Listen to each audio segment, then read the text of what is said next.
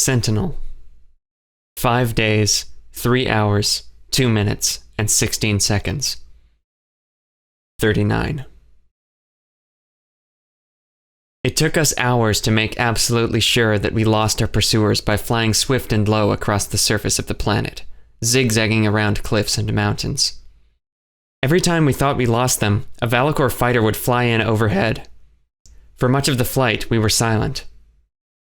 Eventually, a turbulent storm rolled in, and our visibility was limited by thick rain and flashes of lightning in the daylight. Fog seemed to seep out from the forests below. Searching for a place to hide, Joelle found a massive ravine nestled in a mountain made of deep blue and purple stones. The firebrand's headlights activated, and we slowly entered into a vertical fracture in the steep mountain range. The light glistened against damp stones and luminous crystal formations. Sky blue vines covered in tiny circular leaves snaked up the interior walls of the mountain. The ceiling began to close in on us, and Joelle lowered the ship carefully into the mountain.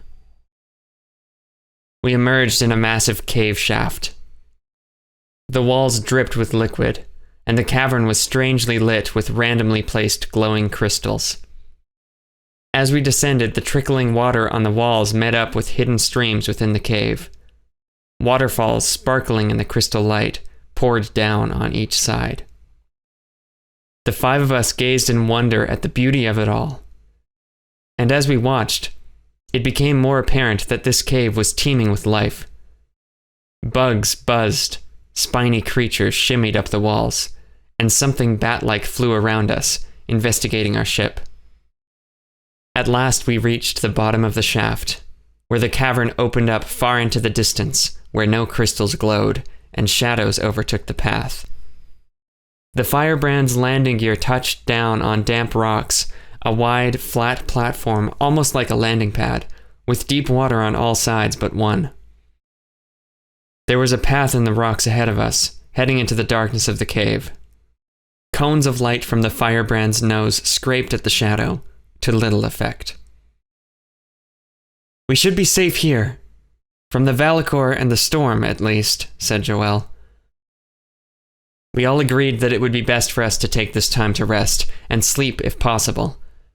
We were on a time crunch, as the Code Alpha signal made so painfully clear. We shouldn't be flying in a storm like the one which raged outside, unless absolutely necessary. And with nothing else to do, sleeping in preparation for when we might not have a chance seemed like the best option. We figured that after 8 hours, we could check to see if the storm had passed.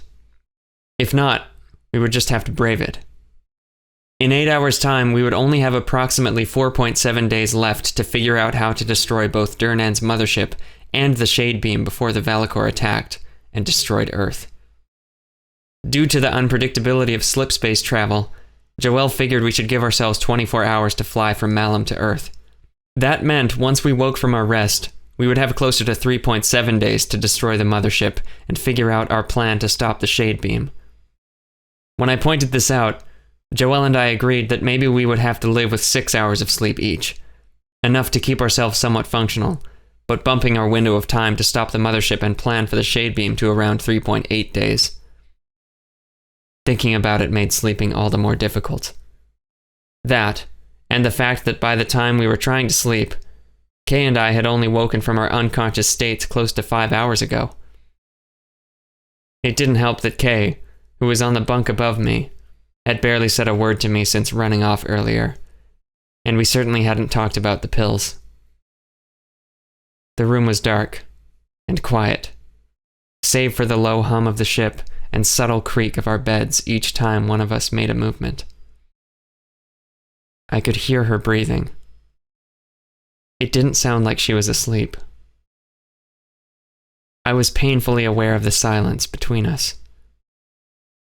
The longer it went on, the more difficult it became to ignore. A heaviness pressed on my heart. I didn't know what to do. I rolled over onto my back, resting my hands on my stomach and staring up at the bottom of her bunk. Then I shut my eyes. Minutes passed, and I tried to focus on my breathing, but I could only focus on hers. Out of the quiet, a soft melody began.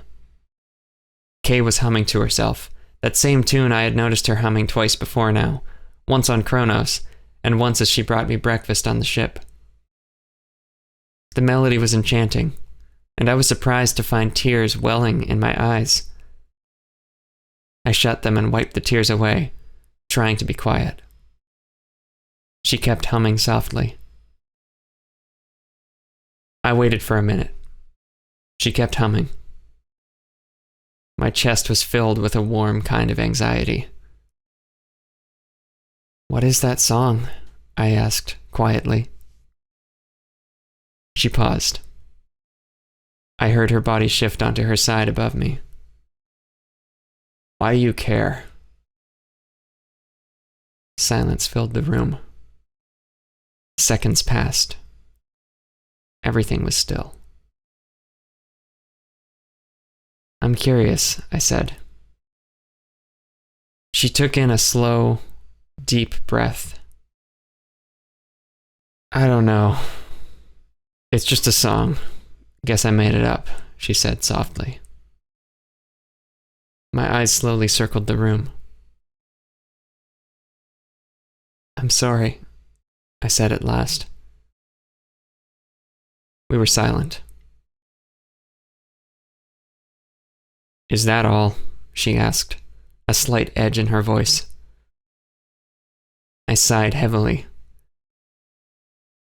I'm also glad you're okay," I said. "Really, really glad." I almost choked. She remained quiet. I screwed my eyes shut, heart beating in my head. I fought back a sob, then another. Pretty soon, I was crying softly.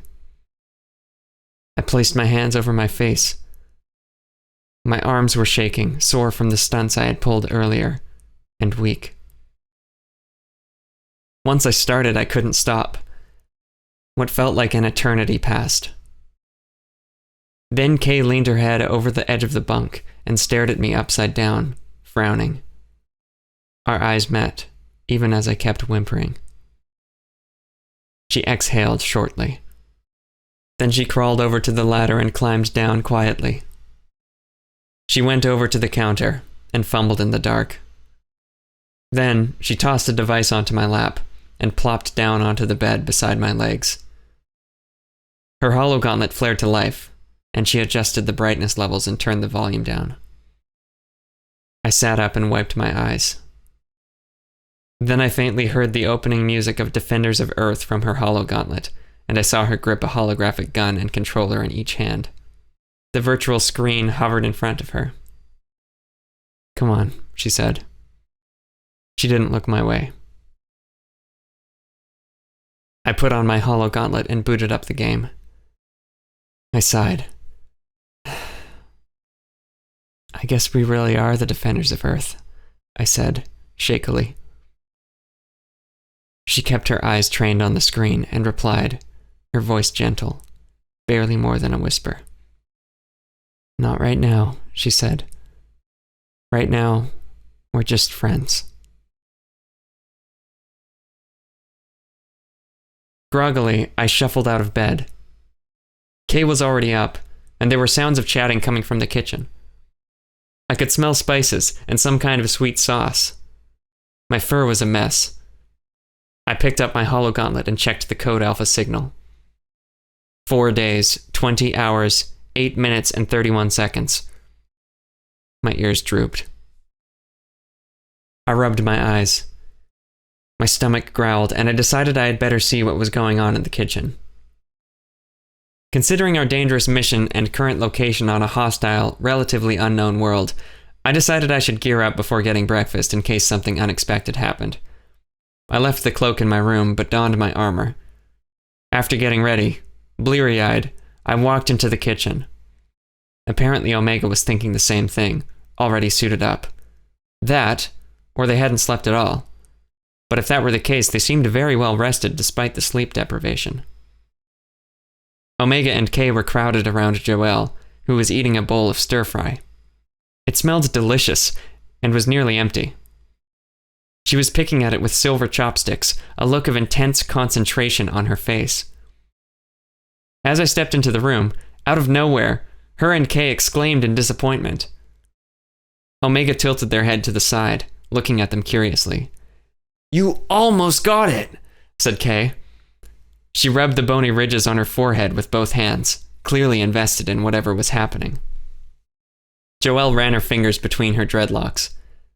Then she leaned forward, staring intently into the bowl, and continued fiddling with the chopsticks. When she noticed me, she smiled. "Good to see you up, Osax. Looks like you're ready to get going." "Hey, Osax," said Kay softly. I lifted my ears. "Good morning. Or evening. I can't remember what time it is here on Malum." I rubbed my forehead. "What are you doing?" "Joelle's trying to see if she can pick up a grain of rice," said Kay. I nodded slowly. "That seems doable." Joelle shot her a sidelong glance. "You forgot the important part, Kay. I'm trying to pick up a single grain of rice, lengthwise. With chopsticks, of course." I lifted an ear. An interesting challenge. It was so strange to see her and Kay just killing time after the intensity of the last few days, especially considering Duhrnan's timer. But, strange or not, it was a welcome thing. I suppressed a chuckle. I walked over behind them and peered over their shoulders, standing much taller than any of them. All our eyes trained on the chopsticks and the grain of rice, singled out in the center of a mostly empty food dish.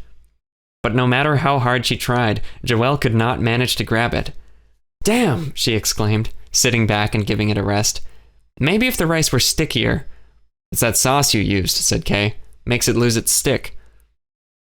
"May I attempt the mission, Commander?" Omega interjected. Kay and Joelle stared at them. Kay's expression was a lot less friendly than Joelle's. Sure, Omega. Why not?" Omega took the chopsticks from Joelle and stared at them intently. They manipulated them between their fingers, testing out the weight. Then, once they were satisfied, they leaned their spotted face over the bowl with their chopsticks poised. In one slow, graceful motion, they grabbed the grain of rice lengthwise. It was bending generously, but somehow Omega had done it. They lifted it up into the air and held it at eye level. The rest of us were silently staring in awe. Joelle's mouth was hanging open, eyes wide. Kay had one eyebrow raised. After a few seconds, Omega awkwardly twitched their head to us. Then, unsure of what to do, they slowly moved to put the grain of rice in Joelle's mouth. Reflexively, she pushed their hand aside and began to clap, laughing. "Wow, Omega!" Omega placed the chopsticks on the counter. "Was that satisfactory?" Joelle chuckled. "You made it look so easy." "Yeah, they sure did," Kay grumbled. Omega's lips curved into a slight smile. The light seemed to sparkle in their black eyes. "I did not know I could do such a thing. I was not created to pick up a single grain of rice lengthwise using chopsticks as implements." "Well, Omega," I said, "that's one of the gifts of being alive and growing. You get to discover new things about yourself, and test your limits." "I am more used to discovering new things about the Brotherhood," Omega said. "That is one of my assignments." Their voice held the faintest concern. "We know," I said. "Hey, Omega," Kay said loudly. "I know you like showing off. How about we see who wins an arm wrestle, huh?" Joelle and I gave her a frown. Omega blinked at Kay, intrigued. "I have never arm wrestled before. How does one perform such a maneuver?" they said innocently. "I'll show you," said Kay, pressing her elbow onto the counter, her forearm raised toward Omega, ready for the test of strength. "Kay," I said, "is this really necessary?" She rolled her eyes at me. "No. Was lying to me necessary?" She stared at me. "Well, you did it anyway, so sometimes people do things." I bowed my head. Of course she hadn't completely forgiven me. Yet, still, when I was crying, she had comforted me. It would probably take a lot of time and honest communication for her to forgive me. I felt like an idiot for thinking that I could keep the truth from her. Joelle said, "Well, you know Osax was only doing it because he wanted to make you feel—" "I know why he did it!" Kay shot her a glance, her eyes on fire. "But I still hate it. It was a horrible thing to do. He was a bad friend." I guess she didn't know how to say it directly to my face, so instead she was saying it to Joelle, with me obviously within earshot. It hurt, but if it would help repair the rift between us, I welcomed it. "I agree with you," said Omega. "Osax made an unethical choice to keep the truth from you while claiming to be helping." I grit my mandibles. "But Osax risked his life to save you," said Joelle. "You all risked your lives to save me," said Kay. "Osax was just going along with it." "You know that's not true," Joelle said. "Why are you defending him?" she spat. "Don't forget that he betrayed you, too. He didn't follow your orders, and he got your team killed." Joelle stood up from her seat, silently. She was shaken. "Kay, stop," she said quietly. "It's all right," I said. "Not really," said Kay. "Whatever, that's not even the point." She turned her attention back to Omega. "Omega, let's see who's the strongest. It's real simple. We just keep our elbows on the table like this, grab each other's hands, and push. Whoever's hand touches the table first loses. Got it?" Omega nodded. Joelle took a step back. "Omega, you don't have to prove anything." They looked up at Joelle. "No," they said, "but I can prove something." I furrowed my brows. "This isn't a good idea," I said. Omega mirrored Kay's position and grabbed onto her hand. Their eyes met. My heart rate quickened. "We'll start on the count of 3, said Kay. 1, 2, 3. Crack! Joelle and I flinched. Omega yelped. Omega's forearm was slammed onto the table instantly. Their elbow twisted unnaturally and their skin had torn. I looked away from them and shut my eyes. "Oh my god," Kay said, letting go of Omega's hand. Her expression was deeply shocked. "What did you do?" Joelle cried, covering her mouth. Omega's eyes shifted between their mangled arm and the 3 of us, but they were silent. Their eyes narrowed, and their lips tightened, suppressing the pain. Kay stood up, staring at what she had done. Then she looked down at her hands with wide eyes, and I felt a pang of sadness. Tears were forming in her eyes. "Osax," said Joelle, "hurry, and get the medkit!"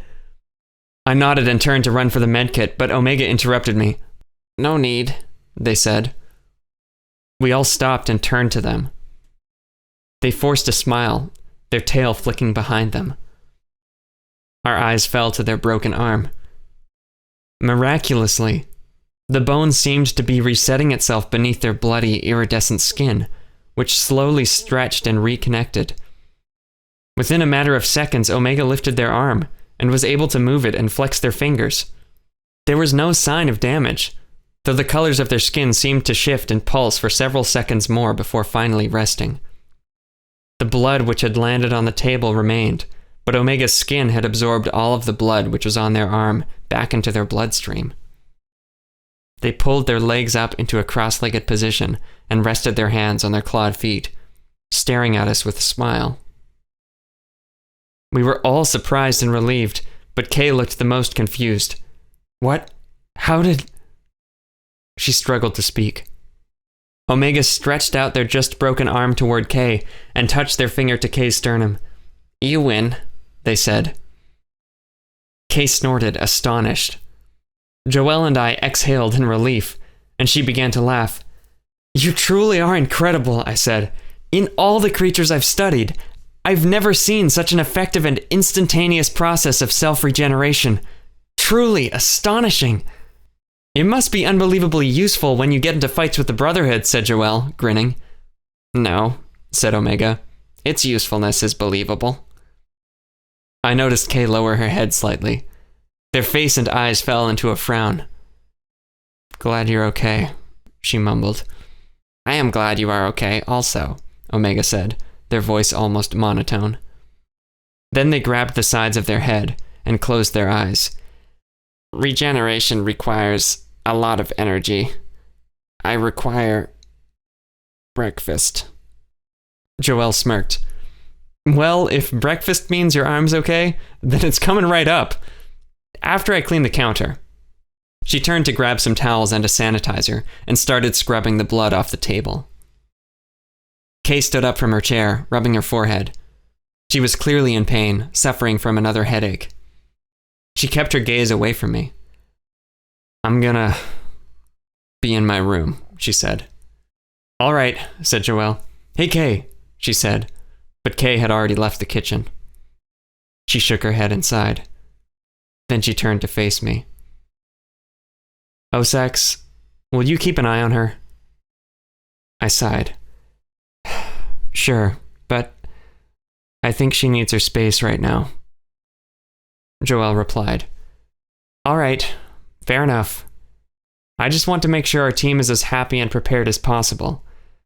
I know we have had some tension, to say the least, and she's clearly hurt. But some space might be good. You know her better than I do." "Sometimes I think not that much better." I lowered my ears.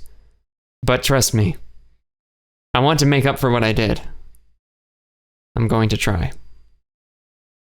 She offered me a soft smile. "You're good at heart, Osax. I know we haven't always seen eye to eye, but that's not the point.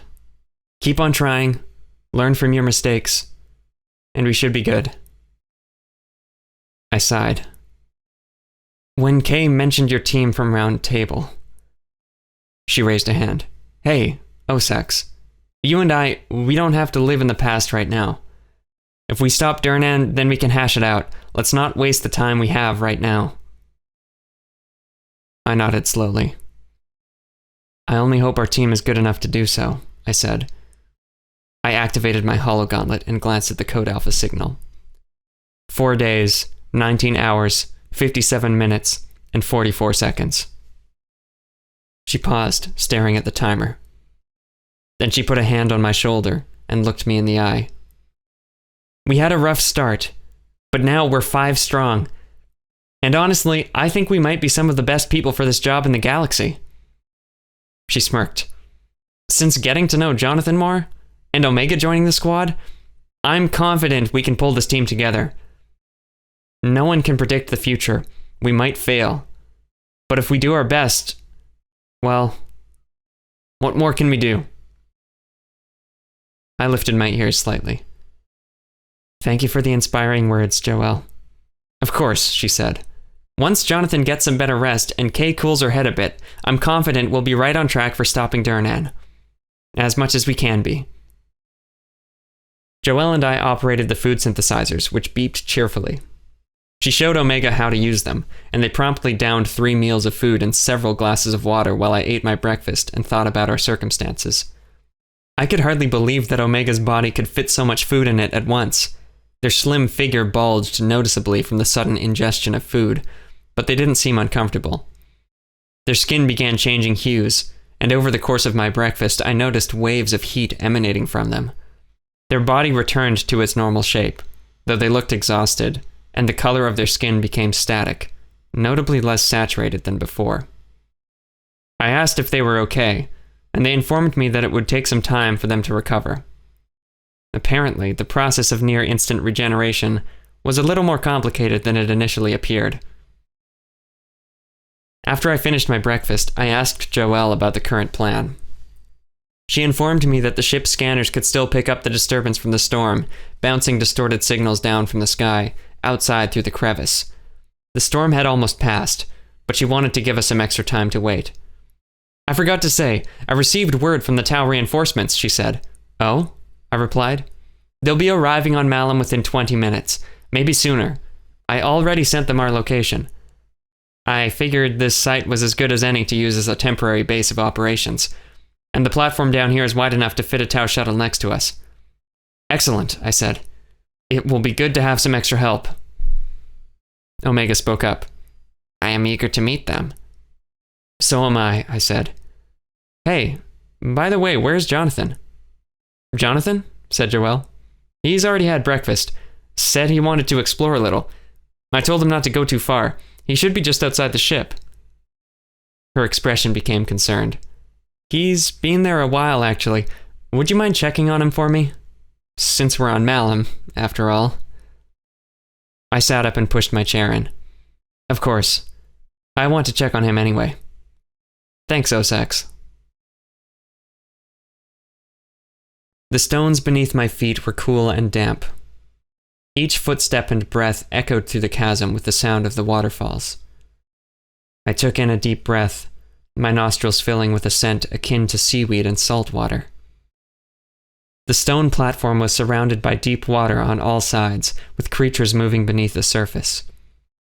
A stone bridge extended out from the landing site, into the darkness of a cavern ahead. The walls and ceiling seemed to be converging together down that direction, but it was too dark to see anything beyond a certain point. I gazed up at the open tower, made of blue stones and glowing crystals. Purple and blue vines snaked up and around the cave. Water poured into the pool surrounding our ship from streams high up in the walls. Jonathan was standing alone at the water's edge. Though smaller creatures crawled about the walls and floor, he was given a wide berth. It seemed odd to me that the crystals of light grew in the shaft, but not down the tunnel which was shrouded in darkness. He stood at the precipice of light, on the left side of the bridge. The glare of the crystals and the firebrand's lights illuminated his long white and black coat. His left half faced me, his orange eye gazing into the water. The other half of his body was cloaked in shadow, save for the red glow of his robotic eye. He twisted his body and cast a stone into the water. It skipped twice, then sank. He was humming softly to himself as he tossed the stones. In the ambience of the waterfalls, he hadn't yet noticed me. I could see his face was strained, concentrating. He knelt down, looking for rocks to skip across the pool, and then his soft melody acquired words, which he sang quietly. Show me a place where the people are free. The shackles of justice are nowhere to see. The melody was enchanting and flowed smoothly like a waltz. Break up the treaties and take up a stand. Pave me the way to an anarchist's land. The melody seemed familiar to me somehow, but I couldn't put a name to it.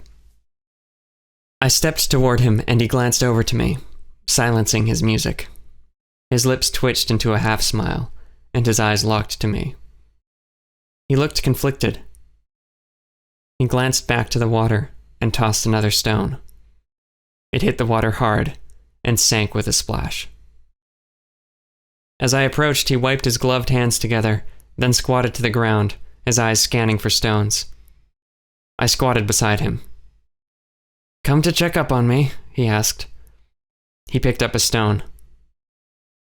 I grabbed a stone of my own, and we both stood. He tossed it into the water, and it skipped once. I threw mine, and it splashed loudly.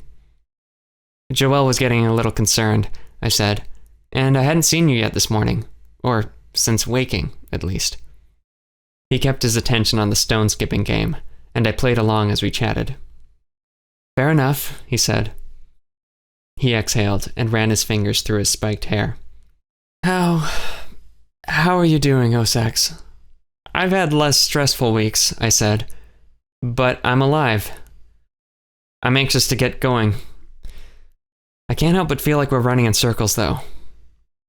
He frowned. Yeah? I knelt down and grabbed another stone. Joelle seems confident in the team, despite our conflicts. But the fact is, at this rate, we are never going to stop Duhrnan in time. We need a game changer. Something big. I tightened my grip on the rock. Jonathan's eyes fell to the floor. We tossed our stones silently. At last he replied, "I've been thinking the same thing." He turned to face me. "Osax, I wanted to talk to you about something." His lip formed a straight line. I tilted my ears. "What about?" He took a deep breath and sighed before turning to face the pool. "It's hard to talk about," he said. I shrugged. "You can tell me, Jonathan. Whatever it is." He clenched his jaw. I put a hand on his shoulder. "Look, Jonathan, I've been worried about you," I said. "You've been obviously distressed for a while now." He sighed. "I guess it is obvious, isn't it?" "Well, yes, it is. I think everyone's been thinking it." He shut his eyes. I hesitated. "Is it about Joelle?" He spun to face me. "What?" I removed my hand from his shoulder. "You know, Joelle, you two..." I began fidgeting with my hands. "It's kind of obvious." He took a step back. What's obvious? What?" His cheeks were turning red. I looked around the cave, then back to him. "You two sit next to each other, you share the same shifts while we're out in space. You flirt with each other. I mean, it's pretty clear that you both have feelings for each other." He stared at me in silence for a few seconds before putting his face in his hands. I guessed he was embarrassed. "Are you worried about how that will affect the mission?" I asked. "Have you two..." He cut me off. "We have not. Whatever you're going to ask, no, we haven't." He looked at me dumbfounded. "Osax, that is not at all what I was going to talk to you about." He chuckled nervously. "I mean, sure, she's very admirable and kind." I raised my hands in defense. "Sorry, I shouldn't have assumed." I wasn't sure I believed him. "Besides," he said, "you and Kay do most of the same things as Joelle and I. You even paired your hologauntlets. You must trust Kay a lot, sharing access to each other's personal computers." I laughed. "Well, we don't flirt with each other," I said. "Are you sure?" I nodded. "Positive." "Well, maybe in a friendly sort of way. Maybe that's how Joelle and I flirt," he said, his cheeks turning red. "You make a fair point," I said. "Sorry." No worries," he said. He picked up another stone and tossed it into the water. I followed his example and skipped a flat rock across the water. "On the topic of Joelle, I'm not sure if she told you, but she got a call from those Tau reinforcements."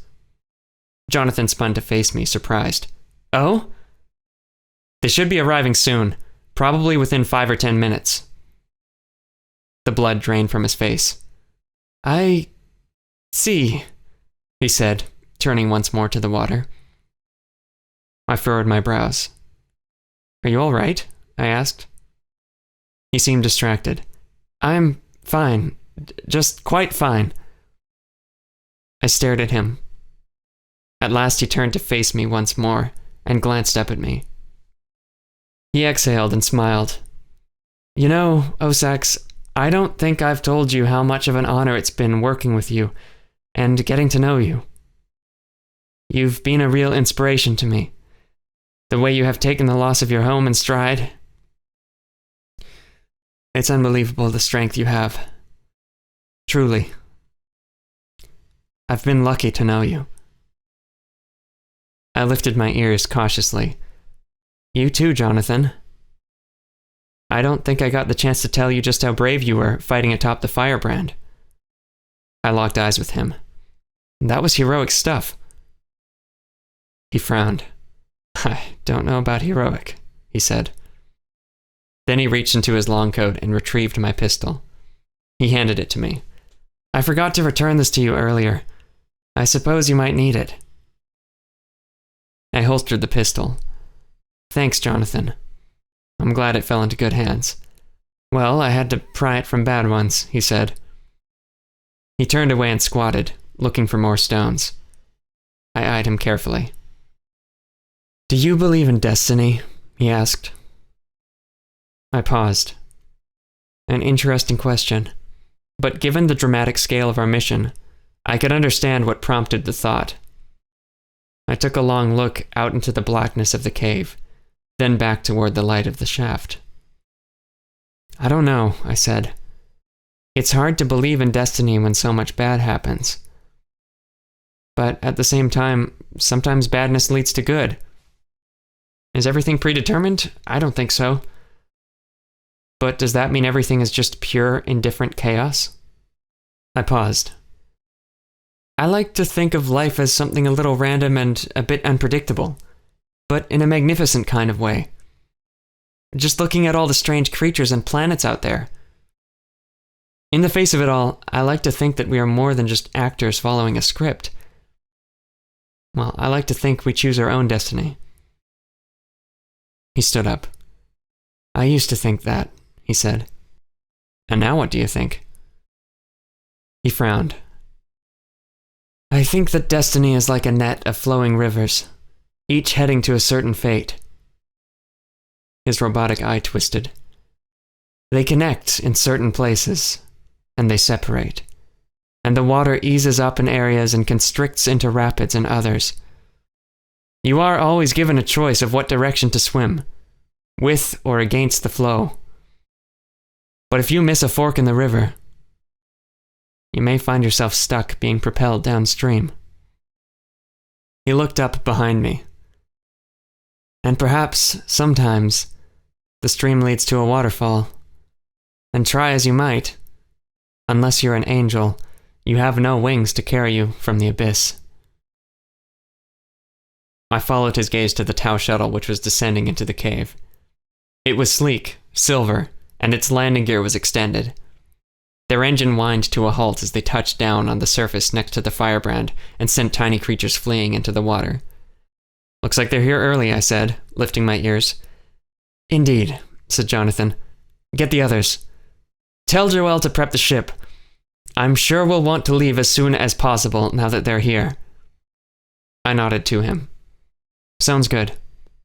And thanks, Jonathan, for the kind words." He smiled. "Go on," he replied. "I'll greet them."